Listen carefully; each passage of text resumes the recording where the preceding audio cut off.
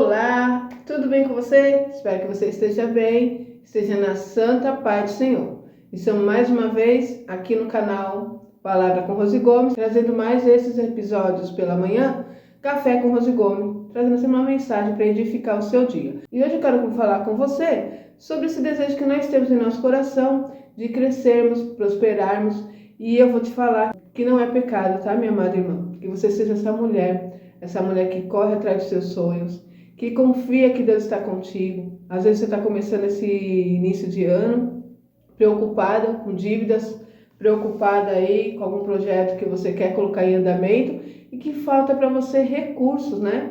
Infelizmente, o nosso mundo que nós vivemos é um mundo capitalista. Tudo gira em torno do dinheiro, sim. E o nosso Deus não condena que nós corremos atrás dos nossos sonhos, desejar crescer, né? Também nessa parte financeira, que rege tudo, tá, gente? O financeiro, ele interfere até na nossa vida espiritual. A palavra é bem clara, eu sempre vou estar falando sobre isso, né?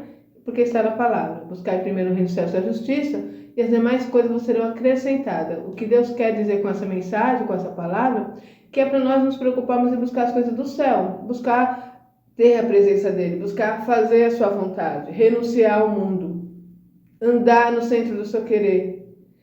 E as outras coisas ele vai acrescentar, porque ele sabe que nós necessitamos dela. Mas ele não condena quando eu começo a fazer meus planejamentos. Tem pessoas que fazem aí o quadro dos sonhos, eu já vi várias coisas, né, que falam sobre isso. Outros pegam uma planilha, né, um planet, que agora é assim que fala, né? Na minha época era diário. Então você vai escrever ali o que você deseja fazer esse ano e não tem problema nenhum, tá bom? Ore ao Senhor sobre o seu sonho, sobre o seu projeto, coloque ele na frente e faça a sua parte. Eu sempre tenho dito para vocês, nós cristãos nós temos muito essa mania, né? Tem mudado muito, mas eu venho dessa época em que nós ficávamos orando, esperando o Senhor cumprir as promessas, né? Assim foi nos ensinado. Minha mãe, meu pai ficou a vida toda esperando, porque Deus falou que ia abençoar, que ia mudar nossa sorte, que ia mudar nosso cativeiro, e eles ficaram aguardando. E, infelizmente, meu pai foi embora, descansou no Senhor, minha mãe também, e eles não viveram nada daquilo que eles sonhavam, porque eles ficaram esperando Deus fazer. E não é dessa forma, tá? Todos os exemplos que nós temos aqui na Bíblia, tanto da parte de Jesus como da parte de Deus, sempre estão aguardando nós dar o nosso passo. Você observa Jesus, até para os milagres ele falava. Chegou ali no tanque de Betesda e estava ali um paralítico já há mais de 30 anos, aguardando que alguém o colocasse naquele tanque. Um tanque que uma hora ou outra um anjo entrava naquela água, era agitado, o primeiro que entrasse na água era curado. Ele ficou ali aguardando, ele não tinha como andar, ele era paralítico, estava numa cama, e aquele que podia, que era cego, que era manco, tinha as mãos mirradas, algum problema assim que pudesse caminhar, ficava atento. A hora que a água era agitada, eles pulavam na água. E ali ficou, né, aquele paralítico por mais de 30 anos. E um dia Jesus chega perto dele, vê aquela agitação toda e pergunta para ele, né? Por que você ainda não se moveu? E ele disse, olha, eu estou aqui já faz tempo, mas não tem ninguém que possa me ajudar. Estava aguardando ali que alguém fizesse alguma coisa. Mas ainda assim ele teve que fazer. Jesus olhou para ele e disse, levanta, toma a tua cama e anda. Observa que Jesus não estendeu a mão, não falou, coitadinho, quanto tempo você está aqui? Não, deixa eu te ajudar, né? Eu vou te jogar lá dentro desse tanque. Não. Jesus olhou para ele e disse, levanta-te, toma a tua cama e anda. Fazendo com que ele se movesse, que ele agisse pela fé. Se ele vai olhar as condições físicas dele, ele ia olhar para Jesus e falar, Jesus, você não está entendendo, eu não ando. Já estou aqui há mais de 30 anos aguardando que alguém me ajude. Você escutou o que eu disse? Eu estou precisando que alguém me ajude, eu não sei, eu não consigo andar. Eu sou paralítico, por isso que eu estou na cama. Ele poderia até ter sido mal criado, né? Porque, poxa, uma pessoa que está na cama, como que chega alguém e te diz, levanta, toma tua cama e anda? Eu acabei de te dizer, eu não ando, eu sou paralítico. Eu estou aguardando que alguém tenha misericórdia de mim, que alguém tenha dó de mim, que alguém se comova pela minha situação. E será que é isso que nós fazemos? Nós ficamos aguardando que alguém se comova com a nossa situação.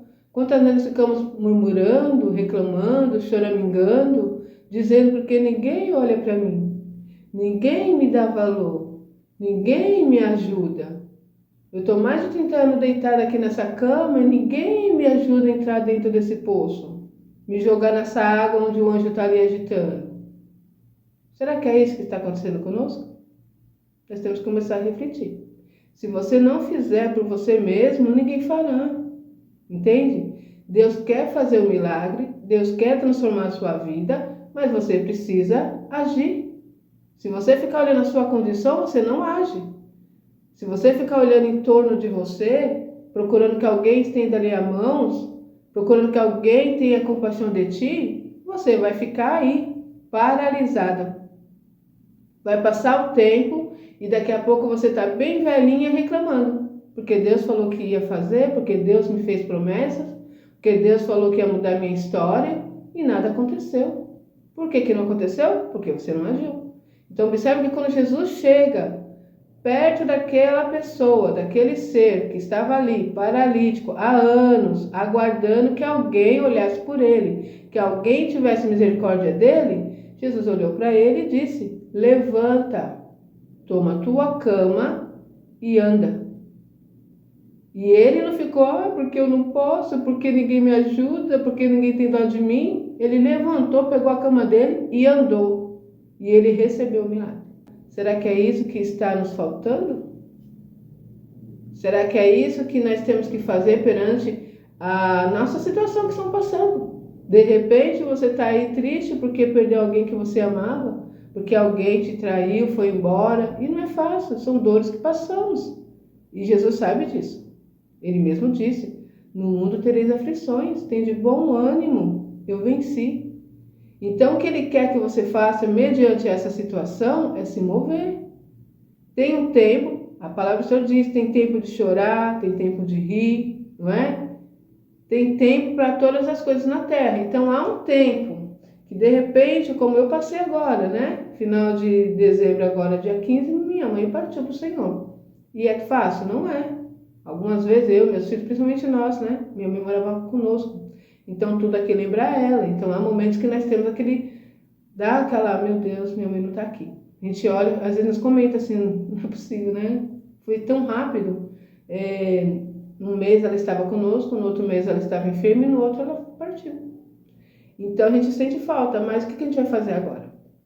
Vamos chorar, vamos se lamentar, vamos ficar triste, mas o que nos conforta é saber que um dia eu vou encontrá-la. Eu sei que ela está eu sei que ela está num lugar melhor que esse, e agora tem que continuar. Por exemplo, esse lugar aqui, eu já falei para vocês, é um lugar onde ela dormia, o quartinho dela. Então eu poderia fechar esse quarto com todas as coisinhas dela. Tem gente que faz isso protela o seu sofrimento, deixa tudo lá, e toda vez que você entrar vai ver aquele ambiente com o cheirinho dela, com as coisas dela, e eu vou ficar chorando, eu vou protelar aí o meu luto. E esse luto pode ir 1 ano, 2, 3, 4, 5, a minha vida toda. Eu posso paralisar a minha vida. Eu posso dizer: ah, Deus, eu não vou mais fazer sua obra, eu estava cuidando das suas coisas e minha mãe partiu. Não é, gente? Nós não sabemos que nós nascemos, crescemos e morreremos. Hoje estou aqui, amanhã não estou. Isso faz parte da nossa vida também. Então são coisas que nós temos que entender, que nós temos que se mover. Então dá um tempo sim do seu luto. Eu sei que há situações ainda piores, né? Quando uma mãe, um pai perde um filho, eu ainda não passei por isso e não quero passar. Misericórdia. É a dor maior que o ser humano pode sentir. Mas há um momento do luto e é um momento que você tem que... agora tem que continuar. Né? Eu estou viva ainda, Deus tem me dado graça. Eu tenho meu marido, eu tenho meus outros filhos, eu tenho meus afazeres, eu tenho meus sonhos. Eu tenho o sonho de Deus na minha vida, o meu chamado, a qual Ele me escolheu. E eu preciso dar continuidade. E não adianta ficar deitada, paralisada, esperando que alguém tenha compaixão de ti. As pessoas não vão ter. É muito raro encontrar alguém que vai se mover por você. Tá todo mundo num barco, precisando, pedindo, almejando alguma coisa, e tá todo mundo olhando para o seu umbigo. Infelizmente é dessa forma. Nesse tanque tinham várias pessoas enfermas, pessoas que eram cegos, pessoas que eram mudos, pessoas que eram paralíticos, pessoas que eram mancos, pessoas que tinham a mão mirrada. Diversas situações, estava todo mundo atento para quando o anjo entrasse naquele tanque, o primeiro pular, para que ele pudesse ser liberto, receber a bênção, a cura. Então cada um estava olhando para o seu problema. E hoje é diferente? Hoje é diferente, cada um está olhando para o seu problema, e uns começam a ter as suas desculpas para não crescer, para não ir para frente. Cada um vai dar alguma desculpa. No caso dele, quando Jesus pergunta, o que você está fazendo aqui? Ele diz, estou aguardando alguém ter misericórdia de mim. Já tem mais de 30 anos, gente, não era um dia, 2, uma semana, um mês, não. Mais de 30 anos, aguardando que alguém olhasse para ele com misericórdia. Que alguém abrisse mão de receber a bênção para dar a bênção para ele, né? Teria que todo mundo ali, naquele momento, falar, gente, vamos ficar aqui, a hora que acontecer de hoje, entrar na água, agitar, vamos pegar esse paralítico e colocar lá na água. Pode acontecer? Isso pode, mas ele já estava aguardando há mais de 30 anos. Nessa é uma passagem na Bíblia que houve uma situação semelhante em qual tinha um paralítico, mas os amigos deles se compadeceram dele e eles subiram em cima do telhado. Jesus estava dentro de uma casa, trazendo ali a mensagem, a palavra, e eles subiram em cima do telhado, fizeram um buraco no teto e desceram o paralítico. Então, encontrou ali amigos que se compadeceram daquela situação, mas aqueles amigos estavam bem, tinham saúde, tanto tinha saúde que pegou o amigo enfermo e subiu. Imagina a situação de subir em cima de uma casa, de um telhado, com uma pessoa paralítica. Você sabe que uma pessoa paralítica é muito pesado, mais pesado, multiplica o peso dele, né, por 2, 3. E eles pegaram, mas os amigos, eles estavam bem. Eles tiveram compaixão, mas eles estavam bem. Então, quando pessoas estão na mesma condição, né, ali no tanque, todo mundo estava enfermo, estava precisando da cura, do milagre. Então, cada um estava olhando por si. E há situações que nós passamos que cada um está olhando por si. Se você não olhar para você mesmo, ninguém vai te ajudar. E às vezes nós nos colocamos nesse lugar de coitadinho, de coitadinha. E não vence. Na palavra não tem ninguém que era coitadinho, coitadinho, que venceu. Aqueles que vencem são homens e mulheres que confiam em Deus e seguem adiante. Nós vemos ali Gideão passando por toda aquela situação, né? E ele se esconde ali no lagar, está amassando trigo no lagar, revoltado com a situação, porque cada vez que eles iam colher, né, que estava tendo aquela lavoura, começava o tempo da colheita, os midianitas iam lá e roubavam tudo. Ele estava revoltado com aquela situação. Então ele foi se esconder no lagar para fazer o trabalho dele. E quando o anjo de Deus, o nosso Deus, chega perto dele ali para falar com ele, quando o anjo do Senhor chega para falar com ele, ele fala. Deus fala, varão valoroso, né, eu sou contigo. E ele diz, se tu és comigo, por que eu estou passando por tudo isso? Ele estava ali escondido numa situação, mas ele teve que se posicionar. O Senhor falou, varão valoroso, Deus é contigo. Você vai fazer assim, assim, assim. Ele fez prova com Deus, viu que era o mesmo Deus com ele, e ele foi e ele venceu uma guerra. Entende? Ele conquistou a vitória para ele e para o povo, mas ele teve que sair daquela situação. Então, há momentos que vai acontecer conosco. Nós vamos estar abatidos, tristes, desanimados, mas temos que nos levantar. Se você continuar assim, você não vence, entende? Então, eu não sei qual é a sua situação hoje. Talvez você olhe para um lado, olhe para o outro, não vê saída. Saiba que a saída está em Deus e você tem que começar a se mover. Começa a se mover com pequenas coisas. Por exemplo, de repente você está aí no quarto, deitada, desanimada, não tem força para nada. Então, eu vou me levantar. É a atitude que você fará que vai fazer com que a bênção venha para as tuas mãos.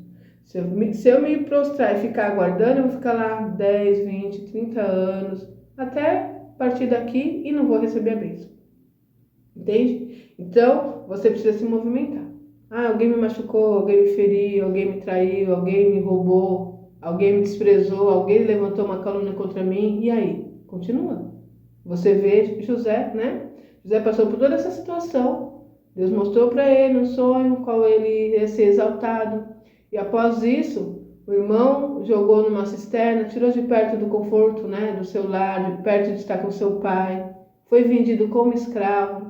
Então ele tinha diversos motivos para parar, para desanimar, para ficar chorando, né? De repente lá na prisão, num canto, murmurando, reclamando porque Deus não é comigo, porque Deus falou que ia me abençoar, olha o que aconteceu, estou longe do meu pai, meus próprios irmãos, contando a história dele. E José, o que você está fazendo aqui? O que eu estou fazendo aqui? Os meus irmãos, sabe? Meus irmãos me abandonaram, meus irmãos me jogaram numa cisterna, meus próprios irmãos me venderam como escravo.